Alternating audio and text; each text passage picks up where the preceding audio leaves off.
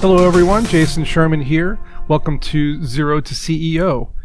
In today's episode, I have with me an award-winning professional business mentor, author, and speaker, Christine Nicholson. Welcome to the show. Hey, thank you for having me. It's great to be on the show. Awesome. And today we're talking about the 5 ways you are strangling your profits and how to fix them. So when you say strangling your profits, are you saying that people are purposely sabotaging their revenue streams? Okay, so purposely is probably a bit of a strong word, but they are doing it and they're doing it themselves and they're probably doing it subconsciously. Makes sense. And I think a lot of people, at least the people that listen to my podcast and are listening right now, are probably struggling to get to the point where they're even making revenue in the first place. So, we're zero to CEO. So let's talk about how to go from zero to, millions of dollars, or even just $100,000. How does somebody make their business get to the next level where they're earning a profit? Okay, so let's start at the zero end of the scale. And I've done multiple startups, so I know what this is like. And you're busy doing everything. And you have 3 roles. You're the owner of the business, you're directing it strategically and probably not spending enough time doing the strategic piece, and then you're actually doing the technician piece. So when you're right away at zero, it can be really overwhelming. And the one thing I always say is you have 3 jobs. You have to get and keep customers, you have to stay legal, and you have to make getting and keeping customers more efficient. Those are the only 3 jobs that you have. Everything else is completely irrelevant. So when it comes to getting and keeping customers, just focus on getting one. And then when you've got that one, focus on getting the next one and the next one. And it's always about one because your brain can't get overwhelmed by the number one. It gets overwhelmed by the number of zeros in expectation that you put after that. But you focus on getting one and everything will start to flow. And a lot of people that are entrepreneurs, at least I've noticed, they love to count their chickens before they hatch. Like I'm gonna make this much money, and I'm gonna reach this many people, and I'm gonna get this many users, and I'm going to buy this property, and I'm gonna do they're constantly talking about money and what they can achieve, but they don't realize, or maybe they just deny how difficult it is to not only run a business, but how to scale a business. So what are some of the tips you can give entrepreneurs listening or watching to, calm down, don't get stressed out, don't be so anxious, and instead focus on earning revenue or gaining more user acquisition? Well, there's the title of this podcast, there's 5 things actually, and they're really, really easy. And each one of these you can do something about today. Because I always say, everybody who comes and talks to me, even if they only have a 15-minute conversation, they'll walk away with at least one thing they can do. Whether they choose to do it or not is a different matter. So if I think about the 5 things, the first thing is planning. And it's something that people go headlong into in terms of you get really excited about starting their business. But if they just spent a little time planning where they want to get to, what they want to achieve, and then understand how they can break it down into single steps. Because an inch is a cinch, a mile is a trial. And if you're focused on a mile, you kind of miss the real value that you can build inch by inch. So have a plan. Okay. And then as you start building your business and you start employing people, not only do you have to have a plan, you need to share it. And you need to let people know where the goal is and let them help you, because they might not do things the same as you. And goodness forbid, they might actually do it better. And they'll certainly probably do it more efficiently if you just let them, particularly if you've employed specialists. So have the plan and share it. Get the right people in, and don't be afraid to be a stickler for this, but equally recognize that the right people at zero are not going to be the right people at 1 million or 2 million or 10 million or 100 million. So be prepared to change those people and have really grown-up conversations about the kind of people that you need. And don't be afraid to have that conversation with that. You were great at the zero end. It's probably time for you to move on before we start wanting to kill each other. So it's have a plan, share it with the right people. Well, to get the right people doing the right things. So the fourth thing is systems. Most entrepreneurs I know start rolling their eyes, because I even do this myself. It's about putting processes in place and making sure that you can give consistent delivery, because that's what's actually going to allow you to grow your business. The single biggest strangleholds on business, and I mean literally throttling the business, is not having consistent delivery. So some customers get great and some customers get nothing. So actually having those systems, and if they're documented, it means that you can do that 1% marginal gains, which is a bit of an athletics term, but it's literally you can improve things slowly but surely. And it means that you're constantly improving. So having systems. And here's the big thing, and it's really important if you're going to grow into something that's bigger than you. Get out of the way. Like, know and recognize when it's time for you not to be the chief exec, or if it's time for you to just, own the business, but don't work in it. Work strategically, not in the weeds, but actually recognizing the time when you need to get out of your own way. Because you are literally, if you imagine having a hold of your own necktie, and you are literally doing this. And I see so many business owners where the instant impact they can have on their profits is letting go of their own necktie and getting out of the way. Yeah, I mean, how many times have we watched episodes of Shark Tank where the entrepreneur is a brilliant inventor? They created this amazing product, but they have no idea how to sell it. They have no idea how to market it. And the sharks are saying, a brilliant idea, but you have no sales. You don't know what you're doing. And the person will say, well, that's why I'm here. I'm here because I need you to help me sell this, because I don't know how to do it. I'm trying to get out of my own way, basically, is what they're saying. Yeah. So I think that's a great example of people trying to get out of the way, where they're trying to get out of the way. But it's not always that easy, I think, for entrepreneurs who they're running their own business, and they know the systems and processes. They have the right people. They've shared the goal. They've reached the goals. And now, there's so many examples of businesses and companies out there that we can probably talk about for hours, where they were the right person for the job and other people didn't quite fit the mold. So what do you do in the case where, someone wants to take over as CEO, the board of directors wants to vote you out, but you're the one that's really kind of making the ship go in the right direction, and another CEO might hit the iceberg. So how do you navigate that? Those are tricky waters, I got to admit. And it's not easy to identify who's right and wrong in that. And I think the first thing is, this is one of the things I do with most of my clients, is I actually get them to stop treating their business like a baby. The number of people who say, well, it's my business, it's my baby. It's not a baby. It's a legal entity. And, it has its own personality. Some of that will have rubbed off from you as the founder. But most business owners, when they're in the wrong job, when they shouldn't be the CEO, they know it only because they are miserable. And because they are miserable, they are making everyone else miserable too. So I always get them to, one, recognize this ain't no baby. This is a legal entity. And if it belonged to someone else, trust me, you wouldn't be clinging onto it so well. And then the other thing is to recognize what their level of happiness is, and actually focus in on what's giving them joy. Because when we start actually looking at what gives them joy, that very clearly identifies what job they need to be doing.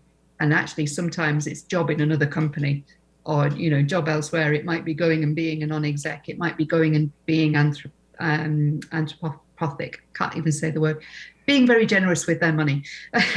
And but equally, if being chief exec of that business is giving them joy, and what's dragging them back is the wrong people, they'll recognize that simply by, when we start analyzing the people that they've got, it's if they've got the right people, those people will be pushing the person up. They'll be elevating them and actually giving them energy. And what happens with a lot of founders is they stranglehold, they become the bottleneck in their business, which is where the stranglehold thing comes in, because everything has to go through them. And a lot of that happens because with the wrong people, the people are dragging them back down into the weeds. So clearly for me, if I hear my clients saying, well, I'm always fighting fires, then it's like, okay, you need to be the firefighting inspector, not the firefighter. So how do we train people not only to recognize the fires and put them out, but actually stop them occurring in the first place? And I can say sometimes that's easier said than done, though, when you're in a startup, right? Because I've run quite a few startups in my day, and when you're at the level of putting fires out, you're already so far deep in, and the fires that are coming your way on a daily basis, and you're trying to put out last week's fires, it becomes like a cycle, right? And to get out of that can be quite challenging, because if you're not putting out those fires and they're just multiplying and getting worse and worse and worse, you're going to fail. Your company's going to die. And so I've been in a situation where it was like, okay, I have to figure out a way to put them all out and then start fresh and new systems and processes, et cetera. But that can take a year. Oh, yeah. It's not going to take a week. It's not going to take a month. You got to change the culture of the people. You're saying to get the right people. Okay, so those right people, now you have to train them. Well, here's the new systems and processes. And they have to be like, okay, I guess we're going to do that. Or, we don't agree. And you're going to get a lot of conflict there. So again, how do you navigate people's personalities, culture shock, change in systems and processes halfway through a company's, scalability? And these are all very, very tricky topics. And I'd be curious to hear what your thoughts are on that. Well, the absolute best thing that anybody can do if they're in that situation is find themselves a decent, critical friend, somebody they trust, who can see things from the outside, who has no skin in the game other than your well-being. And I mean someone who you can hear bad news from and not dismiss them. Because at the beginning of this call, I said, that you only have 3 jobs: getting and keeping customers, staying legal, and making getting and keeping customers more efficient. Everything else is irrelevant. I guarantee that for most people, if they looked at what they were doing on a day-to-day basis, they would see that they can release themselves from some of the stuff that they are doing that adds absolutely no value to their business at all, simply by saying, does it fit into one of those 3? How can I justify it? And if I can't, then put it to one side. And actually having someone to help you see that. What do you do if somebody does? Okay, so let's just put, you're giving me reminders and memories of days past where I helped and mentored a lot of entrepreneurs who didn't want to listen. What do you do when you're talking to an entrepreneur, you see they're struggling, you have a clear path to success, you have a clear path to help them get out of the situation they're in, but they're so set in their ways, like you said, they're not willing to do number 5, get out of the way. Yeah. They're so set on, no, I'm right, no, what I've been doing is correct, I don't need to follow these steps. What do you do with a stubborn person, basically? Do you just let them fail? Do you go the other way? Or do you try still to get them to listen? Mm-hmm. Well, I'm afraid I have a bit of a savior complex. So this is a real struggle for me, because I just see people in pain and all I want to do is take the pain away. And I didn't get this old and this wrinkled by not being burned by that a few times. So the only thing I can do is when I see it is say, you know what, we're going to have to put the brakes on this. And by this, I mean this relationship, because I'm going to draw you a picture of where you're going to be. And the reason why I can draw that picture is because I've been there myself. I was talking to somebody today and we were talking about gap years, usually this year that you have between college and university, or between university and going and getting your first job. Like, I didn't go to university. I have had 4 gap years, and every single one of them has been caused by me crashing and burning, by not listening to people around me, by thinking, nope, I can get through this because I am bigger and better than this. And actually, you can't get through your own physical limitations. There are some things that you just simply cannot push through. There's an old African saying, if you want to go fast, go alone. If you want to go far, go together. And if you go fast, you're either going to run out of fuel, or you are going to crash and burn, and probably you're going to do both. And I've been there with both. So with any business owner that is on that path, I can say, here's where it's going to end. Now, if you want to be there, that's great. But in the meantime, you're going to lose contact with your friends. You're going to lose contact and influence with your children, and you're probably going to put your marriage on the line.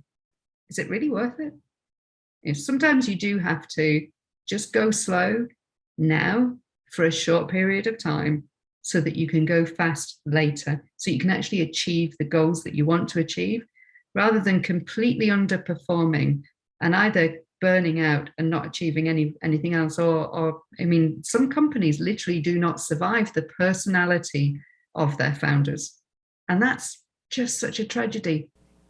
It is. That has to do with creating the proper culture and vision and making sure everyone is on the same page. And that's also difficult because, your 5 steps or your 5 tips that you mentioned about having a plan, sharing it, getting the right people, creating systems and processes, and I've had the experience of people in the past not being on the same page. Even if you have it all laid out for them and here it is, here's the vision, here are the systems, here's the processes, here are the people that are part of the organization, and here's our vision for the future, right? So you have these people come in now, right? CTO, CFO, VP of marketing, different high titled individuals who are talented.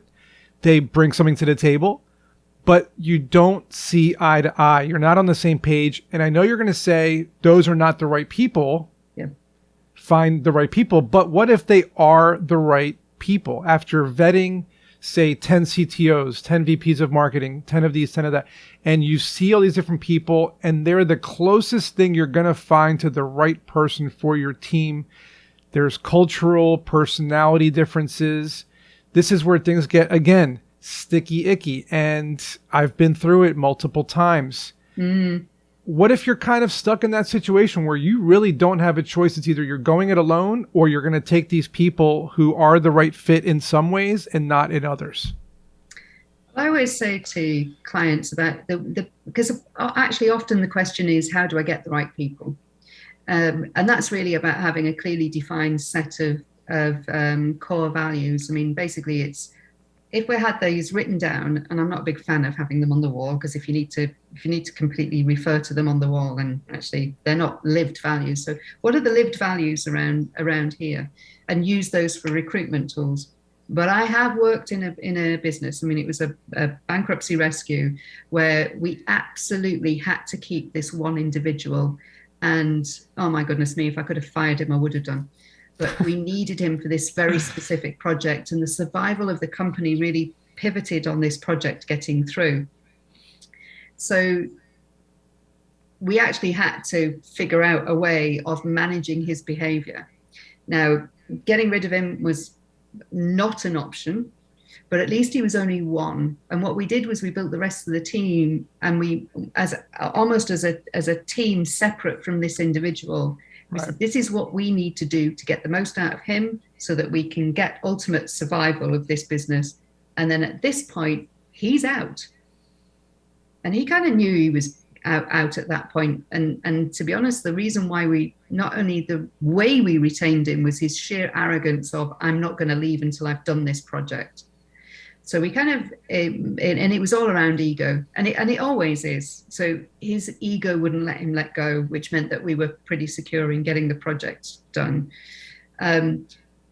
Sometimes, if you've really genuinely got so much discord in, you really have to think about, if I had a lifeboat, and this is a really good thing, if I had a lifeboat, I know where this is going. Rose is going to tell Jack there's not enough room.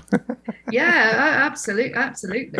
And I always say, you've got a lifeboat, and you've got the survival of the company relies on the people in that lifeboat. Who are you going to put in first? And who's the second person, and who's the third person? And then if you start to get a bit overweighted, who's going to be the first person you kick out? And actually just being really honest with yourself, because actually it might be you that you have to kick out of the lifeboat, because you're the one that's actually being the disruptor. Because sometimes when you don't see eye to eye, it's just ego. And it's having that self-awareness to recognize that sometimes you're the problem. Yeah, I've been in situations before where, and I've seen other people as well struggle in this, where they were told by their co-founders that they may not have been CEO material, and they may not be the right person for the job, or they might not know exactly what to do to make a company scale. And they felt as though they were, right? Or I felt as though I was, someone telling me, well, you're not really a good CEO. And I'm looking at the person telling me this, and I'm like, who are you to tell me that when, you're just a developer?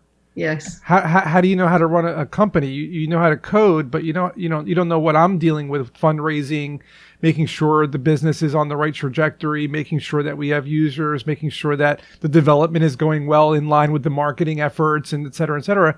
Yeah. So there's people out there that may think that they are not the right person for the job, or people are telling them they're not the right. How do you figure out whether or not you are the right person? Because you're saying now to think about whether or not you're the right person for the job, not your team. Yeah. It's a totally different situation. Now you have to kind of reflect inwards and decide. So how does that work? Because now you're playing devil's advocate with yourself. So now I'm going to do the shameless pitch for what I do. So I'm a professional business mentor, and I can honestly say that when you're in that CEO role, and it's because you're the founder and you might never have had this experience before, just go and, it's what I was talking about, the critical friend. A critical friend could actually be a mentor or a business mentor. And it is, go and get someone outside your organization to help you see things from the outside.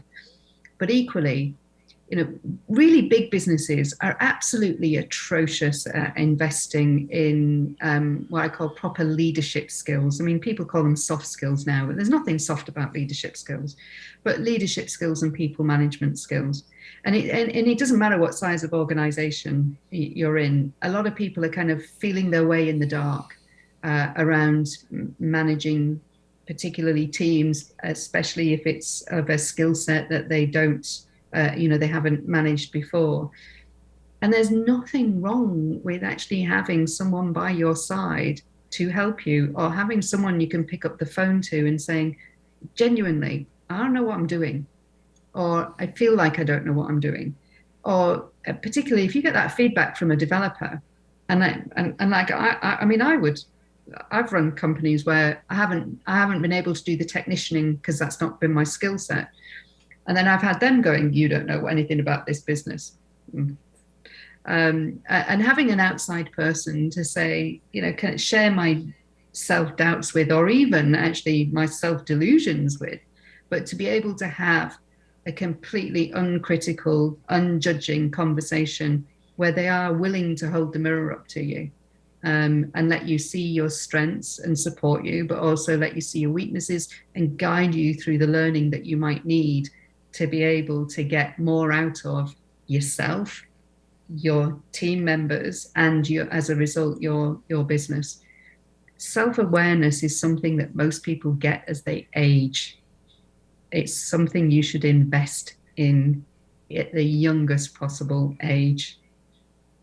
I love it. That's great. That's a great way to end the conversation, really, because a lot of people are probably struggling with this. I know that there were moments in the different businesses I ran where I didn't have somebody that could understand me, right? Like I had mentors, I had other business peers that I could talk to about the problems I was dealing with, the challenges I had, how to overcome certain parts. But in the end, no one really understands what's in your head, because maybe you're afraid to tell them every single thing.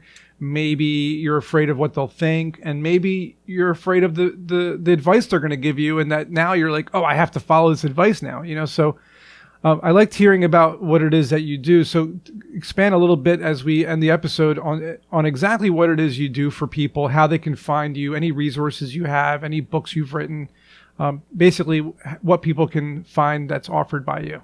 Brilliant. Thank you. Thanks for the opportunity. So my name's Christine Nicholson. You can find me at businessmentoruk.com. Although I do work globally, I've got clients around the world, and I am that critical friend.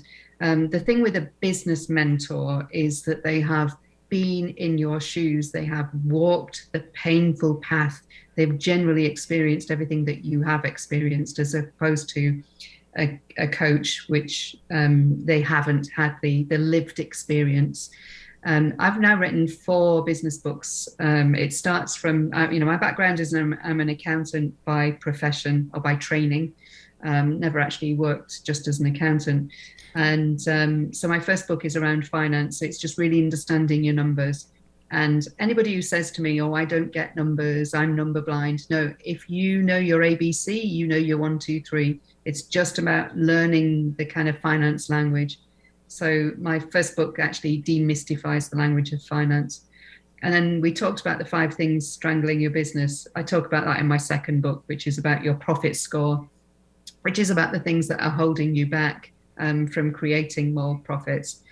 My expertise is really in exit and succession planning. So I really help business owners understand how to have the end in mind and what that journey is going to look like when they choose. You don't need to be thinking about selling right now, but you do need to think about, well, what would it take for me to not be in my business every day? And my book, whilst it is called Sell It, it is just about preparing your business for a time when you could sell it if you chose to, or some other way of divesting yourself of the investment that you've made of your life. And it is literally your life in your business, and it should be your life in your hands.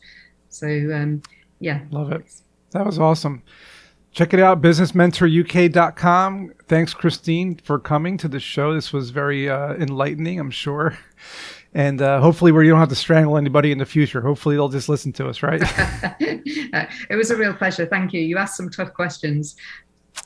Hey, it's a tough world we're living in, right? Absolutely. And business is tough. So check her out, businessmentoruk.com. Thanks again for listening and watching, and we will see everybody in next week's episode.